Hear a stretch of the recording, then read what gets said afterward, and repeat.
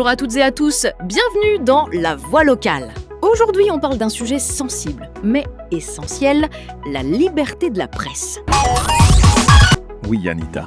Selon le classement 2026 de Reporters sans frontières, le Togo gagne 24 places en un an. 24 places ? Dans un contexte où beaucoup de pays reculent ? Justement, c'est ce qui rend cette progression intéressante. Dans un monde où la liberté de la presse se durcit, le Togo, lui, avance. Mais concrètement, ça veut dire quoi ? Ça veut dire qu'on observe moins de tensions visibles, aucun cas majeur récent de violence ou de détention de journalistes.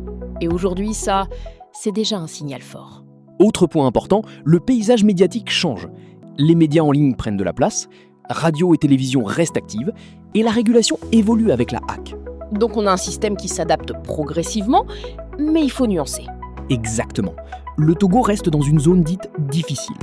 Défis juridiques, fragilité économique des médias. Et sans indépendance économique, difficile d'avoir une vraie liberté éditoriale. Ce qui est intéressant ici, ce n'est pas seulement la position.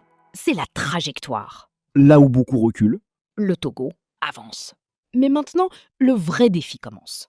transformer cette progression en stabilité durable. Parce qu'en matière de presse, Ce n'est pas juste une question de classement. c'est une question de crédibilité dans le temps.